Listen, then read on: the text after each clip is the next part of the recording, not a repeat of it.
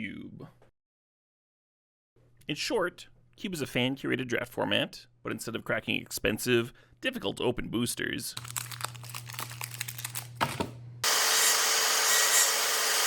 you shuffle up the stack, or cube of cards, count out your own packs. Cubes are typically singleton, but not always, and they're typically 360 cards, or 560 cards, but not always. Cube in general has a lot of awesome things going on. You're never going to draft the same deck twice, so it's infinitely replayable. The Cube Curator gets to customize a specific play experience with their own goals and power level. Everything from recreating the janky vibes of kitchen table Magic to showcasing Magic's most powerful cards. And you can redraft the same cube with your friends over and over for free. So say goodbye to $25 draft nights and foiled out EDH deck. This is actually very expensive. Cube does have some downsides. Because it's singleton, learning all the cards can be a lot if you're not already familiar. And unlike regular drafting, you're not going to take the cards home with you, so it's not useful for building your collection. And while everyone can help out shuffling, the massive task of updating the cube and re-sleeving this giant pile of cards is usually taken on by the Cube Curator, the Cube owner. Not for everybody. But not only is Cube a heap of good fun, by mastering it, you can win the respect of your peers, as well as elegant trophies.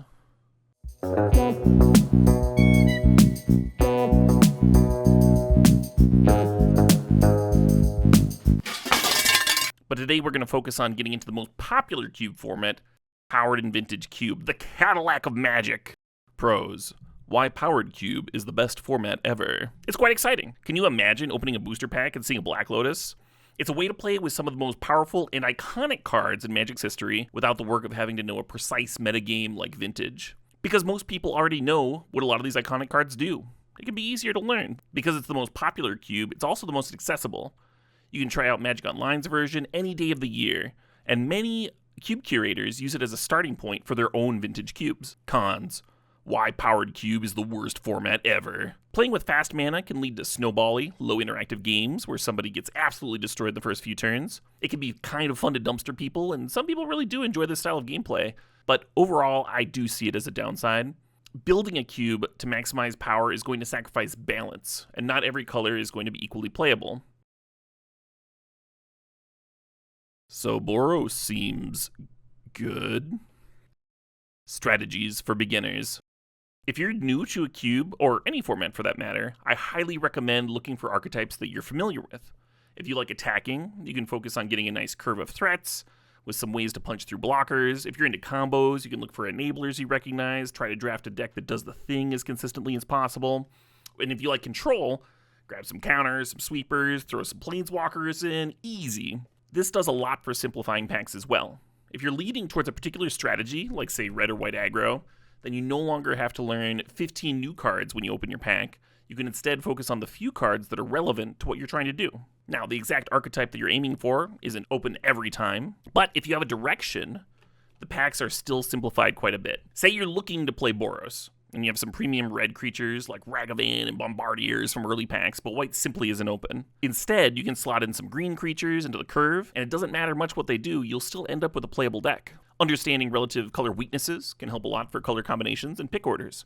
Dismember might be a lower pick in a Boros deck with a wealth of good removal options, but it's closer to a premium card in a blue-green deck with few answers to creatures. Pairing green or blue with a removal color can help alleviate that weakness from the get-go. I'll often draft Bant or Bug when I want to take advantage of powerful blue-green cards like Oko or Uro. General tips. One constant in higher-powered formats like Vintage Cube is that you need to either be interacting in the early turns with stuff like discard, cheap counters, or removal, or you need to be doing stuff that's pretty impressive, which sounds vague, but simply refers to things like ramping out powerful haymakers that can win the game by themselves, or establishing a dominating board presence, cheating out a fatty, or combo killing the opponent. This isn't just a matter of drafting efficient cards, you also need to be mulliganing aggressively for cards and hands that do things in the early turns. Basically, this is not a format where you can afford to do nothing until turn 3. And regarding mulliganing, the more powerful your deck is, the more you should be searching for busted hands. If you have 3 Moxen in your deck, you shouldn't be keeping an opener where your curve starts on turn 2. The Moxen are in there, don't be afraid to go looking for them. I do tend to be more conservative once I've already taken one mulligan, however. And don't try to beat everything. No matter what you draft, You'll have good and bad matchups and good and bad draws. You might even lose your 80% matchup because, hey, 80 isn't 100. All we're doing here is putting ourselves in the best position possible and trying to learn something that might help us on our next run. Mana rocks. One of the more common questions I get about mana rocks is how do they impact a curve? Moxen are easy. You can pretty much replace a land 1-for-1, and for every Moxen you add, you're more likely to be able to skip your 1-drops and jump straight into 2. A deck with 3 Moxen can basically get away with skipping the 1-drop entirely, but might not want to if the 1-drops are powerful enough. Remember to cut your lands. Arena will not do it for you, and if you don't cut them, you'll have too many mana sources and are more likely to flood. Mox Diamond is a little different than the rest. Because Chrome Mox pitches a spell, it can replace a land just fine, but because Mox Diamond needs a land to pitch, you should treat it like a regular spell when constructing your mana base. Some multi-Mox decks might run too few lands for Mox Diamond, but sometimes you still need it for fixing, or because you have a bunch of draw spells to make sure you'll always have a land to pitch. Draw 7s work excellent with the pitch Moxen, and using them to power out an early draw 7 is a great way to get up on tempo in cards. Who cares if you're pitching a card if you're about to draw 7 more? Talismans are a bit different. Assuming you're hitting your land drops, talismans let you skip from 3 to 4. This means you can get away with playing a few less 3-drops than normal and more 4+. Ideally, you don't want your curve to stop at wherever you're skipping ahead to, since you don't want future land draws to be dead. Talismans are great for fixing. If you replace a basic land in your deck with a dual land, that's going to provide 1 more color source in your deck. But if you replace a non-land with a talisman, you're adding essentially 2 more color sources, 2 more pips, 2 more colors. This means that your artifact heavy deck, which also tend to have fewer color requirements than most decks, can skimp pretty heavily on fetches and duels because the mana rocks often cover what they need. Here's some key combos to watch out for. First one's a classic, Tinker plus Blightsteel. This combo can be improved by using Lightning Greaves or Lava Spur Boots to give haste and avoid sorcery speed answers. While this is a classic Tinker combo, many consider Portal or Bolas' Citadel, especially with Sensei's Divoting Top, to be superior Tinker hits. Regardless of your main Tinker plan, I highly recommend having a backup tutor target in case you draw your first. Flash plus Worm or Atraxa. Flash decks want to flash early and consistently. Mystical and Vampiric Tutor are their best in flash decks because you can spend your first turn tutoring, then simply combo on turn 2. Worm is the best card to cheat into play, as 15 power is very rarely answerable in the early turns, but it does scale poorly, and in the late game, a random sweeper or a parallax wave, or even a couple of removal spells can help neutralize it. Atraxa is always good to flash in, especially if you have reanimation effects in your deck that you can find to reanimate herself. Triplicate Titan and Woodfall Primus, also fine. Breach plus LED or Black Lotus plus Brain Freeze. While traditional Dark Ritual Storm has fallen out of favor, Underworld Breach with Brain Freeze and then either Lion's Eye Diamond or Black Lotus still has a reasonable win rate. While it seems like a lot to put together, it helps that Brain Freeze can find the artifact by firing off a mini freeze targeting yourself. One of the nice things about this combo, in comparison to Tendrils, is that it's much harder to fizzle. Once together, you'll always have enough Storm to kill your opponent. If you lack LED or Lotus Petal also works a lot of the time, but you'll need a few more lands in play. And keep an eye out for cards like Frantic Search, Faithful Suiting, Manamorphose, as cards like those can help you bridge between Breach and finding the rest of the combo. Nadu plus targeting effects. The best Nadu combo is Lightning Greaves, since it moves around freely, but other equipment and repeat targeting creatures like Scythecat Cub, Bristly Bill, and Sylvan Safekeeper can all pop off with Nadu. Even once per turn triggers like Sentinel or Eska's Chariot have some Nadu synergies. With Nadu, you're not really trying to draw your whole deck and then win with Thassa's Oracle. You can do that, for sure, but generally, just drawing 8 cards or so is enough. Be careful not to deck out. Note that Nadu is not a May, so your opponent can help you deck by pointing some removal spells at the last minute. Fire Covenant is particularly bad at giving your opponent Nadu triggers. Fast Bond plus Strip Mine plus Ice Till Explorer. Back in the day, Fast Bond was best used as a way to dump your hand before casting draw 7s, allowing you to dump your deck into play as early as turn 1. Today, there's a lot more natural hate for draw 7s, with cards like Hull Breacher, Narset, Shieldred, Leovold, Orcish Bowmasters. A lot of times, you'd prefer to be playing draw 7s as combos with those cards, surrounded by disruption to help protect them, make sure that combo comes together. Today, Fast Bond is still good, but it's more of an enabler for land recursion synergies, many of which can combine in interesting ways. But the most important card by far is Strip Mine. You want Strip Mine, you want to tutor Strip Mine, and then you want to recur Strip Mine, and then you want to do that again. If you have the Strip Mine, Exploration and Ice Till Explorer can still do a mini Fast Bond impression and let you quickly chew through your opponent's mana base. But Fast Bond also enables loops with Zurin Orb or Courser of Crufix, with a Crucible of Worlds type recursion effect out. While Courser won't gain infinite life, it can go even with the fast spawn life loss, let you gain infinite mana by strip mining or wastelanding yourself over and over, or simply pulling out all the basics of your deck with fetch lands. Of the Crucible effects, Ice-Till is the best because it provides some deck churn and also comes with an exploration attached. Fast spawn combo, like Nadu, also plays well with all the landfall creatures that are in the cube, allowing for consistently powerful games even when all the pieces don't come together. Note that Zurin Orb is particularly annoying on Arena, as the client will ask you if you really want to sacrifice your land every single time. Doomsday plus Thassa's Oracle. This combo isn't in the Arena cube, but it's a strong contender in the Magic Online version. Jace, Wielder of Mysteries, works well here as a backup win if you don't get the Oracle. You could write a book about resolving Doomsday, and it can be quite a skill testing card, but fortunately playing it well enough to win is much easier than playing it optimally. Free draw spells like Gush and Frantic Search are best for cracking into your Doomsday pile, but pairing a few cantrips together is usually good enough. Playing Thassa's Oracle with 2 cards left is good enough to win, and if you can play it with 0 cards, you'll even beat a removal spell on the Thassa's Oracle itself when the trigger resolves. If you can, putting a discard spell or a counter into your Doomsday stack is a good way to beat an opposing counter spell, but a recursion spell to rebuy the Oracle can work as well. Most counterintuitive cards. Karakas is an easy one to underestimate because people aren't used to playing in the format where there's a large number of legends. And when your opponent has a legend, it basically invalidates it for free at the low cost of tapping a single land. And when they don't have a legend, still a plains, still a functioning land, not bad. Karakas wasn't always this big of a powerhouse. Back in the day, legends were much more rare. But over the years, Wizards has printed more and more to feed the Commander format, and so more and more have been put into the cube. For reference, the 2012 Holiday MTGO cube featured 12 legends out of 215 total creatures, with 7 of those being ramp or cheat payoffs. 2 of them, Geist and Thrun, couldn't even be targeted, so Karakas was almost strictly for keeping cheat strategies in check or doing cute loops with your own legends like Vendilion Click. In 2025, the first version of the Powered Arena Cube features a whopping 58 legends out of 203 total creatures, with again 7 of those being ramp or cheat payoffs. Karakas is very good these days. Very much a must pick for any strategy, and that's any strategy whether you're using white mana or not. This is just a very good land. Balance. Not actually a great sweeper, but a tremendous Armageddon and hand nuke. Can often be used to recover after a bunch of mulls. Plays very well with pitch cards like Chrome Mox and Mox Diamond. It protects walkers and turns artifacts into value. Often, your casting balance has a one-sided smallpox, and that's great. That's still a great card. The One Ring. I've had the most success with the One Ring when I've drafted around it. This could mean simply having a deck that wins before damage will matter, like a sneak attack deck or a deck with a lot of haste creatures.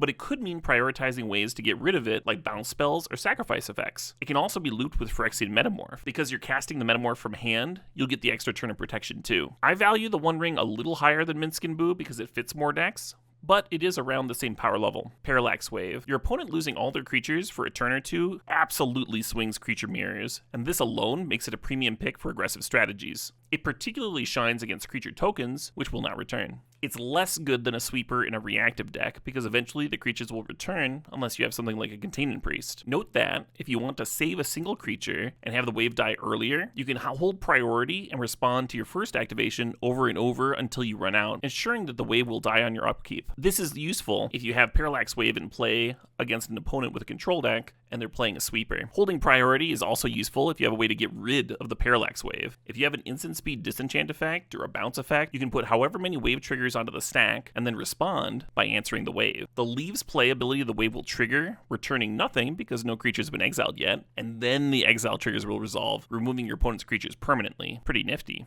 Library of Alexandria. Remember that at the end of the day, you're not replacing a removal spell or something to fit in the Library of Alexandria. It's replacing a basic. If Library draws a single card, that's an absurdly good rate. That's an absurdly good pick. But many times, Library does more than that. If you're ever lucky enough to play against a slower draw, Library can simply win the game on its own. Every turn, you can draw an extra card, play a land and a card, staying at 7 for as long as you like. People used to call Library Leyline of Win the Game for this reason, though it has gotten worse as the cube's gotten faster. A few notes on Library mechanics. If you're struggling and really need to hit your land drop, it's sometimes correct to draw an upkeep to increase the chance of hitting your land drop for the turn. If your next land drop is 2 cards down, drawing on your upkeep will help you hit it, because you'll draw on your upkeep and then draw for your turn. But if you wait until after your draw normally, you'll go up to 8 cards, won't be able to activate the library until after you discard it end of turn, missing your land drop. Note that you can hold priority and activate library with a spell in the stack. This is useful if you want to cast a pitch card like Flash, Chrome Mox. If you go below 7, you can refill back to 7 cards with cards like Gush, draw 7s, or even cracking a Horizon land or putting a companion to hand. Upheaval. Symmetrical effects are often unintuitive at first glance, but some are easier to work out than others. Sure, Wrath kills all creatures, but that's great in my Planeswalker control deck. I don't have any creatures. Easy. Upheaval is a little trickier, since you're certainly going to want to have permanents in play when you cast it. So you can't really break the symmetry by simply not playing permanents. What you can do is be better at replaying those permanents. The classic way of abusing Upheaval is to float a bunch of mana and then recast your board while forcing the opponent back to turn 1. The more your opponent needs their land drops, the better Upheaval gets. Most people do in fact need their land drops, but some people have gobs of fast mana, whether that's Mana Dorks or Moxen, and Upheaval can be actually kind of bad. Odds are you've built your deck around Upheaval and don't have a ton of flexibility to board it out, but it is worth keeping in mind. The most brutal thing you can do with Upheaval is followed up with a draw 7, shuffling your opponent's board away. And if you lead into it with a memory jar, either by responding to the Upheaval with a jar sacrifice, or by drawing into the Upheaval with the jar, then your opponent will actually have to discard their board on your end of turn, leaving them with nothing. Truly, one of the most messed up plays in all of Magic. Gaia's Cradle and Tolarian Academy. On a surface level, these cards are intuitive. You play Cradle in creature decks, and Academy in artifact decks, and they both play great with token effects. Stuff like Tireless Tracker, or Oko for Academy, or maybe Spring Heart and Nantuku for Cradle, or a Retrofitter Foundry for both. Untap effects are great. Candelabra and Nissa are particularly good here because they also produce an extra artifact and creature, respectively, more than doubling the output. Some people miss that these lands are great, even if they produce colorless mana. Academy doesn't need to be in a blue deck, and Cradle doesn't need to be in green. The fact that they do produce colored mana makes color-intensive cards like Cryptic Command a little bit better. In terms of sequencing, try playing as many creatures or artifacts as possible before tapping your Cradle or Academy. A 1-mana creature or a talisman are both mana neutral if played beforehand, and hey, who doesn't like free spells? Pest Infestation looks like a wonky sideboard card, but it actually reads green X, make X bugs, and blow up some artifacts if you want. This is pretty much always good, but particularly if you're trying to abuse Gaia's Cradle. Be careful targeting artifacts your opponent can sacrifice, like treasures or clues, because the opponent can fizzle your spell that way. If you choose to target stuff, and you don't have to, 0 targets is fine, Pest Infestation will need at least one of them to still be there in order to resolve and make bugs. Intermediate strategies. Draft styles. Some strong players advocate for taking fixing, particularly fetch lands aggressively, with the idea to be 3 or 4 colors consistently and be able to splash all the busted gold cards that you see late. This is a fine strategy, but it's essentially forcing multicolor sludge every game, which is a good archetype, but it's not the best archetype in Powered Cube. So if you're good at drafting and you're good at playing your deck, you will have consistently good results doing this, but it's not the best. Prioritizing Boros is another option. Just take the good cards is a classic bit of draft advice, and currently that means drafting Boros. If one of the 2 colors isn't open, you'll have to course correct and summon another color, of course, but simply having a Boros deck seems to be like a winning strategy when you have medium filler cards like Figure of Destiny hitting a 60% win rate on 17 lands. Just draft the Boros cards and win! That was easy. This Caleb guy could have made this a much shorter video. Now, Boros hasn't always been the best deck. For years before Modern Horizons 3, that was mono white. And perhaps Modern Horizons 4 will come along and rotate the format again and make something else king. This is just where we're at currently. Signaling is a bit different in Powered Cube. You care about what colors are open, sure, but more than that, you care about what strategies are open. You can draft a sneak attack cheat deck right next to a red aggro drafter, and while both decks might want some cards, you won't be stepping on each other's toes for the important bits. This is why I like focusing on premium Archetype Enablers. I like to take them early, as this gives me a direction, sends the best signals, and has the highest payoff if the lane is open. If the lane isn't open, or if I'm faced with weak early picks, that's usually still fine. There are very few bad cards in Vintage Cube, so if you waste a few picks finding your lane, that's not a reason to panic. You still have plenty of time to draft a great deck. Strength of signals with archetype examples. Archetype signals are not created equal. I'm going to go over a few key archetypes and try to help you identify a strong signal from a weak one. As a quick note, Remember that the people passing to you in pack 1 are the same people passing to you in pack 3. So the signals from that direction matter much more than in pack 2, since those people are only going to pass to you once. This also means that reading signals is much more important than sending good signals. So just because you've sent a few good cards down the lane, that shouldn't stop you from diving into an archetype that's open. First up, let's look at Reanimator. Strong. Entomb. Entomb is a strong signal that Reanimator is open because it single-handedly simplifies your combo from 3 cards, a discard outlet, a fatty, and a reanimate effect, to 2 cards, and it does so for an extremely low cost. There are many fatties and reanimation effects in the cube, and indeed you do want multiples of those cards, but there is only one Entomb. Animate Dead, Reanimate, and Necromancy are all strong signals because they are the absolute best reanimation cards, efficient and flexible. Note that they can all target the opponent's things as well, and as such, many control and mid-range black players will value them highly, so seeing them late is a sign not just that Reanimator is open, but black in general is open. As a quick aside on Necromancy, the sacrifice is tied to its own flash ability, so if you play it off of something like Shelldock Isle, you won't have to sacrifice it. Also, the flash ability is very relevant. It can blow out Reanimator mirrors by stealing their target when they attempt to reanimate it, and it can create a surprise block against aggro. Sometimes, I'll play at an instant because I want the sacrifice. For example, getting a Woodfall Primus to kill 2 things. Weak Signal, Recurring Nightmare, Shallow Grave. Recurring Nightmare is still a powerful card, but slow, and not every Reanimator deck has the creature cards to support it. Shallow Grave and Corpse Dance are situational because a fatty light Reanimator deck might not be able to afford to exile one of its win conditions.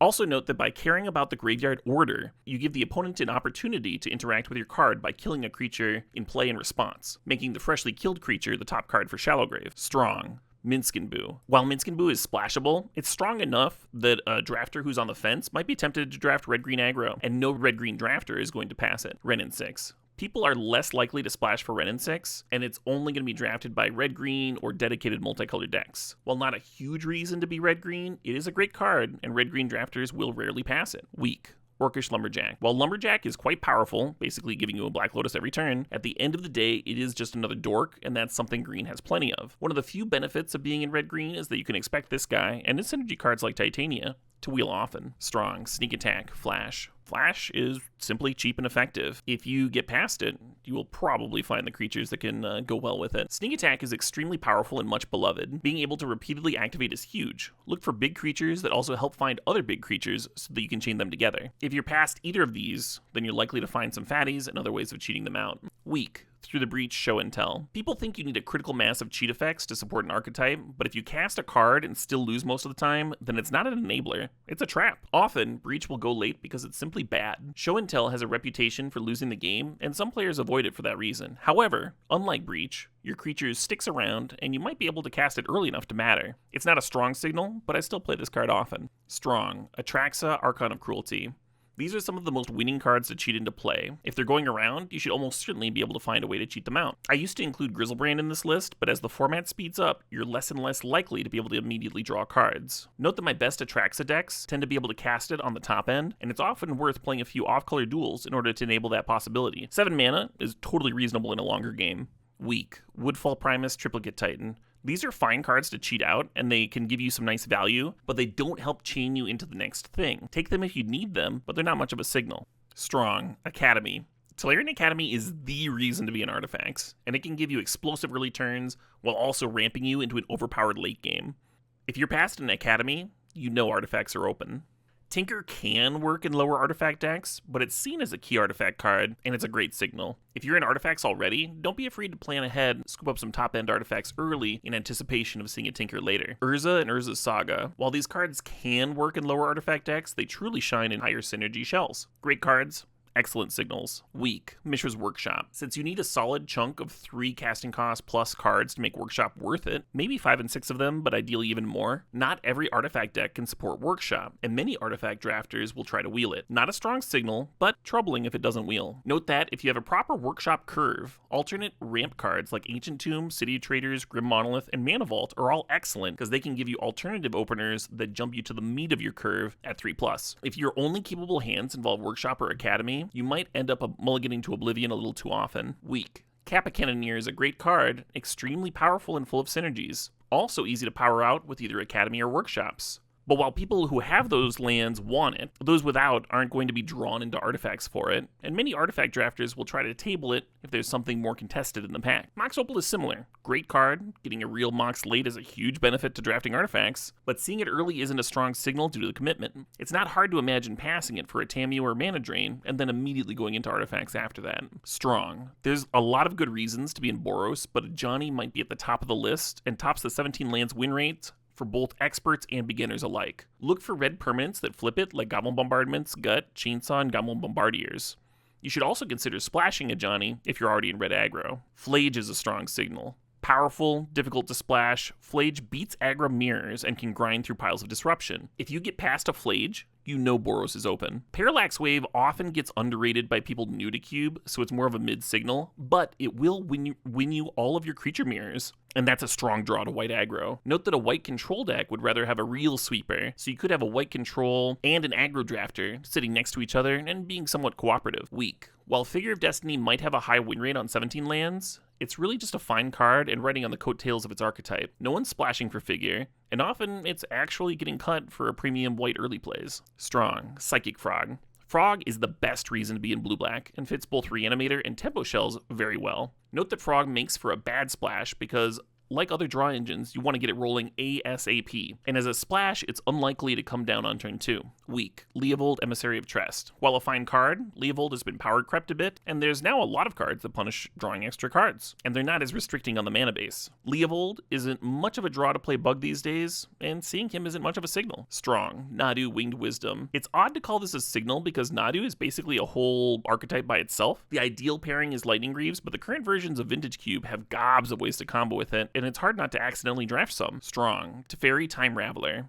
While Teferi can end up in all kinds of decks, Blue-White is at its best as a control shell, and Teferi Uptick is at its best in control, where you really value being able to play your sorceries at instant speed, particularly sweepers. Fractured Identity is another one that can go in anything and is indeed worth considering splashing if you need answers and late game power. But seeing it is another great sign that Blue-White control is open. Look to rebuy it with cards like Jace Vryn's Prodigy. Weak. Teferi, Hero of Dominaria. While it is a signal, it's taking backseat to efficient interaction, fixing basically anything else a blue-white control deck needs. This is a card people are going to try and wheel. Strong. Strip Mine. While any deck can and should play Strip Mine, it's the best card in the landfall recursion decks, and they will never pass it. If you see Strip Mine, you can assume that archetype is open. Strong. Color Signal. OG dual lands. While everyone gobbles up fetch lands, the OG duals are mostly interesting for those specific colors. They have always been good signals, and always will be. Tri-lands. Most decks can't afford too many comes to play tapped lands, so they're not much of a signal for your neighbor's colors. Still, they're essential for facilitating the 3 and 4 colored piles, so getting them late means that that archetype is open.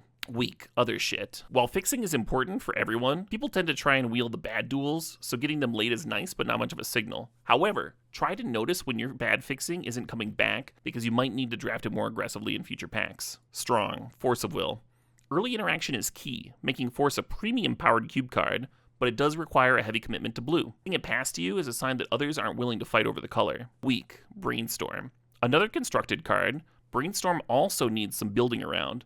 Only instead of taking a pile of blue cards, which you want to do to cut your color anyway, Brainstorm requires prioritizing shuffle effects, which is a real cost. Never a bad card, but not much of a signal. Brainstorm stock goes up if you have a Tamiyo, since it's a way to immediately flip it. Strong. Hullbreacher. While Hullbreacher sports a low win rate on 17 lands, people value it very highly, because curving it into a draw 7 is messed up. It helps that Hullbreacher is in draw 7 colors, and people passing Hullbreachers probably don't have much interest in also playing draw 7s themselves. Weak. Shieldred. While Shieldred is a great card, and in my experience it wins a lot more games by itself than Hullbreacher, it's harmed by Memory Jar being the only draw 7 in black. By costing 4 and not having it comes to play ability, it also gets hit by Karakas harder than most. A reasonable black signal, but not necessarily a sign that draw 7s are coming. First pick bangers. I want to make sure the following cards got mentioned. While they don't signal a specific archetype being open, they're good enough to guide you into a color, and you should pass them rarely. Swords to Plowshares, Thoughtseize, Mana Drain, Baragwaif, Orcish Bowmasters, Bombardiers, Ragavan, Fourth Aerlingus, the One Ring. On the one hand, some of these cards have lasted a very long time. On the other hand, Mind Twist used to be considered in this echelon of pack one, pick one, and now it goes late because the cube sped up. So if you're watching this video years from now, I could see this list aging poorly. That said, all of these cards are either very efficient, borderline universal disruption, and or can give a ton of value for their cost. best, and we can assume that those traits will continue to be good in Cube going forward. While I'm at it, a quick second tier of cards worth taking early. Second pick bangers: Tamiyo, Strip Mine, Chrome Mox, Mox Diamond, Library of Alexandria, Pyrogoyf, Philia, Exuberant, Sheffard. Even within the last few years, I would have put cards like Hullbreacher, Shieldred, and Palace Jailer in there, and Library used to be up with the first picks. Drafting power. Everyone loves talking about power, and one of the more common questions I get is what piece of power to draft over another. They're the most, well, powerful cards in your deck, so it seems like it'd be one of the most important decisions. And it is important, but they all have similar power and win rates in the right deck. Instead of one being best, I encourage people to think about what kind of deck they feel like drafting, and what pick will best complement that strategy. Time Walk lends itself to a recursion deck, with cards like Tamiyo, which also finds the Time Walk, Eternal Witness, or cards like Loot Tree that can copy it. Even if you start your loops from behind, it's very hard to lose after taking a bunch of turns in a row. Keep a lookout for cards that shuffle your graveyard back in. These can indirectly rebuy the Time Walk, and also other ways to recur them. I've heard people derisively say that Time Walk's always good, as though you don't need to draft around it and should just throw it in wherever. It is true that Time Walk is always good, but if you check out the difference in win rates between top players and beginners, you can see why I almost put it into the unintuitive cards list. Sure, always play it, but it's certainly worth drafting to maximize it. Ancestral Recall is another one that's always good, but the decks that really want a pile of cards efficiently are the control and combo decks. Back in the day, people would always splash, recall, and Time Walk, even if they weren't in the correct color. That has gotten a little worse for a number of reasons. First, the next best cards have improved with power creep. Secondly, it's not just one pick that you're investing. You're also committing to fighting over blue fixing that may or may not show up. And finally, any splash adds an inconsistency to your deck, which is one more thing that can go wrong. The slower the format, the better chance that your draw will fix itself. You'll eventually get the right mana to play your splashed card. But as I've pointed out, Vintage Cube is not a slow format. You do not have much time. The better your deck is at surviving the early turns, the better the blue power gets over artifact acceleration. Time Walk and Recall are good early and late, while if you're living off of the top, then drawing a Mox is the same as drawing a land. Artifact mana. There used to be a consensus on Soul Ring being the very best, but in order to abuse Soul Ring, you need a high curve that can be difficult to support consistently.